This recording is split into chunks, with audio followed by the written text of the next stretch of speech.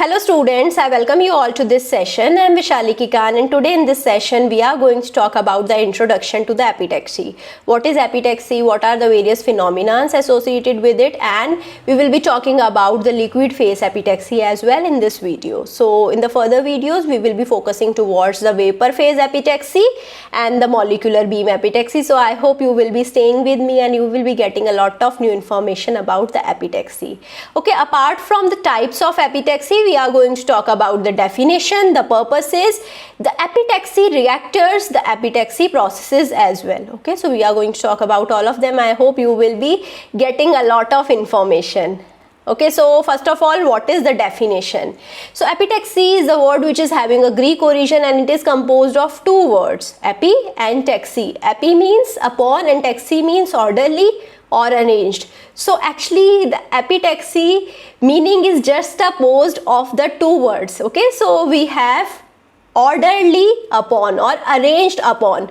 Okay, so one layer is arranged upon the another layer. Okay, so I can say epitaxial layer is a single crystal layer which is arranged upon the substrate layer. So whenever we have the substrate layer, we will be arranging one more layer upon it, and this layer is going to be highly uniform layer. Okay, in the substrate at the uppermost layer we can have some deformations and some discontinuities as well. Okay, so to avoid all of those things, I can grow a layer which is having very high purity upon this substrate layer, and this layer is epitaxy layer. So epitaxy layer is a single crystal layer on the single crystal substrate. Now here the substrate is acting as a seed layer. When I was telling you about the crystal growth technique, here we are growing a layer of crystal, so it is also a crystal growth technique. So we are growing a layer on the substrate. Whenever we are growing a layer or whenever we are doing the crystal growth technique, we require seed. Okay, so in the epitaxial process, the seed will be the substrate. The substrate will be acting as a single crystal seed, and on the substrate we will be having the epitaxial layer. So now the motivation why we are studying the epitaxy at all. Okay, so it is a very useful application that will be placing the stringent demands on the deposited layer. So what are the stringent demands that we want? We want high purity, low defect density, abrupt interfaces, controlled doping profiles, and high repeatability and high uniformity. It should be safe and efficient operation as well. Okay, so all of these things are easily managed through the epitaxial layer. It is highly pure layer, it will be having low defect density, interfaces will be abrupt, and we can control the doping profile. As I already told you, when we were growing the crystal by the CZ method or Bridgman method or floating zone method, during all those processes there was non-homogeneous crystal defects which are present, and non-homogeneous doping profiles were also present. Okay, so we have to tackle both of them. We have to have the uniform surface as well as we should have the homogeneous doping profile. Okay, so with the help of epitaxial layer we can control the doping profile. Here we will be having high repeatability and high uniformity as well, and I told you safe and efficient operations. This process can create the clean fresh surface for the device fabrication. So now what is the purpose of epitaxial deposition? First we will be talking about the BJT, then MOS. Okay, so in the BJT we can reduce the collector resistances so that the power losses will be reduced. Okay, so this is how we can increase the performance of our BJT with the help of epitaxial layer. Then we can have the higher breakdown voltage. Breakdown voltage is the voltage up to which the device will be performing in a proper manner. Okay, after this voltage the device will not be performing in the specified manner. Okay, so the breakdown voltage is the voltage that we have to control. We have to increase the breakdown voltage. Why we have to increase the breakdown voltage? So that I can operate my device up to a higher voltage range and my device will not get malfunctioned when I am supplying a higher voltage range. It can tolerate the higher voltage voltages as well. Okay, so this is how we can have the importance of epitaxial layer in the BJT. Now in the CMOS it will be improving the device performance, as well as in the DRAM also it will be improving the device performance, because it will be having lower oxygen carbon concentration than the wafer crystal. I told you we can reduce the impurity concentration. This is how we are increasing the performance. So now you can see this is the epitaxial layer. Actually this is shown to be a very a big layer, but it is not that thick. It is a very small layer. So to show all of the parameters which are fabricating the BJT, so this P plus layer, this N plus layer, to show all of them, this layer is made a thicker layer, but actually it is a very thin layer on the top of the substrate. The substrate is actually the thicker one. Okay, so it is the thinner layer where all of my devices will be present. Okay, all of the integrated BJT, MOS, resistance, all of these things will be present on the epitaxial layer itself. So you can see here, this is the epitaxial layer, and it will be increasing the device performances. So here you can see we have the epitaxial layer here on the CMOS as well. In the epitaxial layer we can grow the N-well, and this is how we can make our CMOS in the epitaxial layer. So it is a very essential process that will be increasing the performances. So now if I have to talk about the types of epitaxy, so I have already told you we can have the silicon grown on silicon. So this is called the hemoepitaxy. We are growing the same layer of same material which is in the substrate. Okay, so if my substrate is of silicon, I will be growing the layer of silicon over it. So this is homoepitaxy. Okay, like silicon on silicon. We can take the different profiles of silicon, like I can grow P type of silicon over N type of silicon, or N type of silicon over P type of silicon. So now here I hope you understood, in the homoepitaxy we have the growth of the layer of same material as the substrate material, but in the case of heteroepitaxy, as the name suggests, we will be having the growth of different material than what we have as the substrate. So like if I have the substrate as the silicon, so I can grow the gallium arsenide layer on the top of it. So this is heteroepitaxy. Heteroepitaxy is rather difficult to form because we will be having different crystalline structure. So you can see we have here ordered crystalline growth. So here we cannot have the perfect ordered crystalline growth with the help of epitaxial process. You can see here we have the epitaxial growth like this. So structure is repeating itself. Okay, so the next example of heteroepitaxy is a very popular example. It is silicon on sapphire. Okay, so what is sapphire? Sapphire is Al2O3. Al2O3 is actually having hexagonal structure. Silicon, we all know, it is having the tetrahedral structure.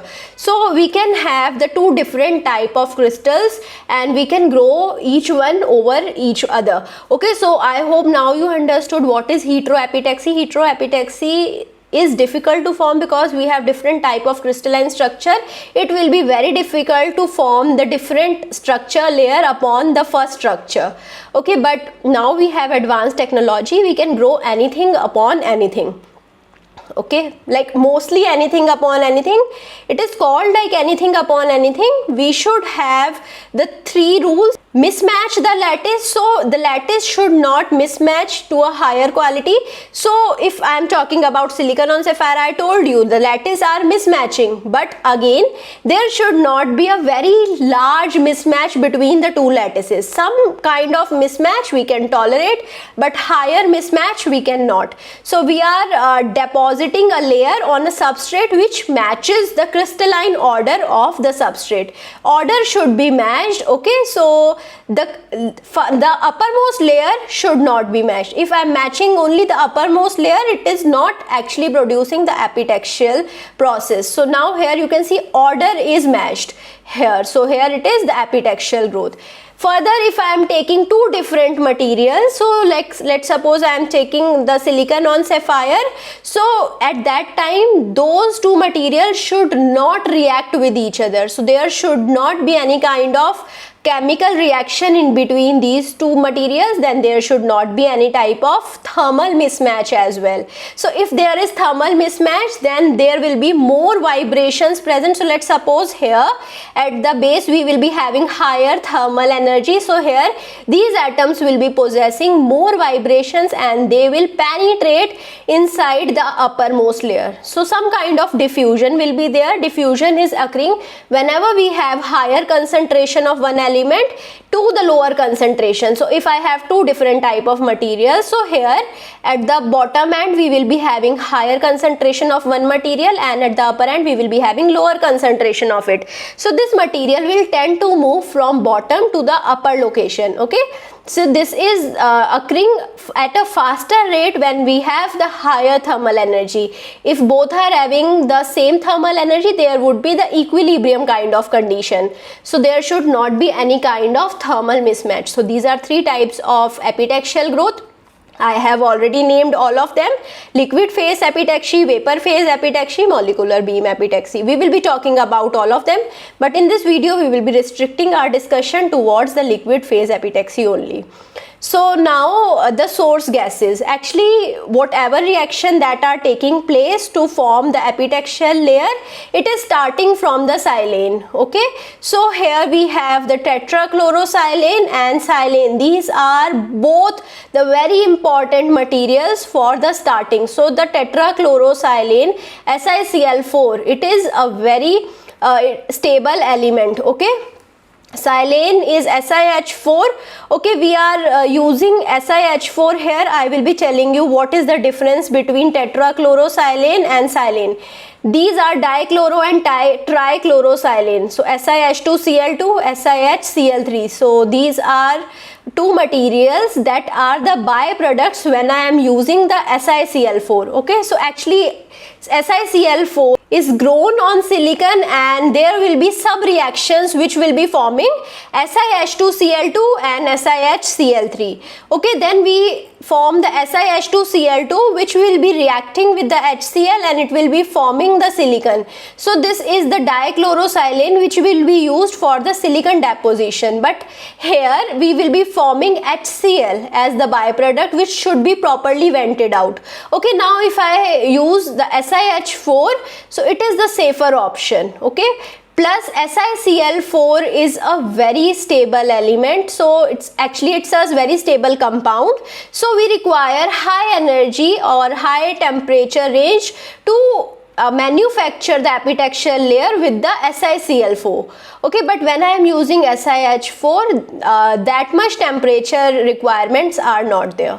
So now the dopant, if I am producing any kind of substrate, it could be n-type or p-type. So if I am using n-type of substrate, I will be using phosphine or arsine gas. Phosphine is PH3, arsine is ASH3. Now if I have to produce the p-type of substrate, I will be using the diborane B2H6 as the dopant source. So I hope now you understood. We have the substrate source will be all of these, where these two are the byproducts. These are the chemical reaction that are occurring in between the actual chemical reactions. Okay, so the actual initial products are SiCl4 and SiH4. Here all of three are actual dopant source. Depending upon the type of dopant, I will be using any one of them.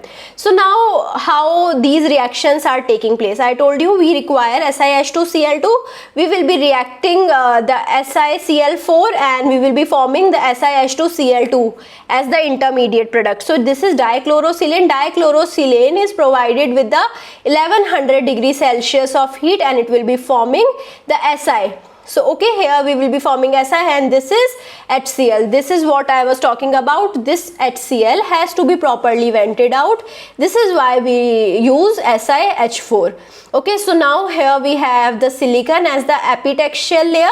With this silicon will be going and depositing as the epitaxial layer, and if I am using the n-type of silicon, so I will be using ASH3 as the dopant. Again we will be providing the higher heat 1100 degrees Celsius and we will be having AS plus 3/2H2. So this is the dichlorosilane epitaxial growth and the arsenic doping. So in the figure you can see here we have SiH2Cl2. So this is the molecule which represents SiH2Cl2. it will be degraded and it will be forming silicon which will be depositing on the surface. This is the epitaxial layer deposition. Again we have this compound to be AsH3. This compound will be forming the arsenic by decomposition, and this arsenic will be depositing here. This HCl and H2 gas will be removed out. Okay, these are the end products. Now coming to the schematic of DCS dichlorosilane epitaxial grow and the arsenic doping process. So it's the same thing. I hope you remember the previous picture that I have showed you. So you can see here again we have the substrate and we are having the epitaxial growth. So you can see we have the various surface reactions. Okay, what is surface reaction? Now if I am talking about SiCl4, okay, we are producing SiH2Cl2. This is essentially a surface reaction. Okay, so it will be actually catalyzed on the surface. It will be a faster process on the surface of the silicon. So it is a surface reaction. Okay, so now if I have to grow the epitaxial layer, I have to grow the epitaxial layer on the surface itself. Whereas if I am using SiH4, so that is not a surface reaction. We can have the surface layer deposition on the deeper side of silicon as well, which will be giving rise to deformations, okay, and discontinuities as well. So this is the reason SiCl4, although it is operating at a higher temperature 1100 degrees Celsius, SiH4 will be acting on a lower temperature like 900 to 1000 degrees Celsius, but you can see it is not a surface reaction. This is the reason we are mostly using SiH2Cl2. So you can see it is also equilibrium process. Okay, so this process is actually occurring in both of the directions. So sometimes if we are using more amount of SiH2Cl2, this process will be occurring in the reverse direction as well. Okay, so we should control the SiH2Cl2 in our reaction process, and we should use the highly controlled environment, highly controlled SiH2Cl2, highly controlled substrate. If I increase the SiH2Cl2, we will be having etching instead of the deposition. It will be removing out the silicon. Okay, so I hope now you understood. It will be going in the reverse process. Silicon will be reacting with the HCl which is present, and it will be forming SiH2Cl2. So etching process will be starting. So everything is having its advantages as well as disadvantages. Now we can have the diffusion as well. So this dopant that we are giving, it can penetrate inside the surface as well. So this is the diffusion. So this is how we have to control the diffusion as well. It is a high temperature process, and there is a very high possibility that the dopant that we are giving can diffuse inside the substrate. So we have to control that as well.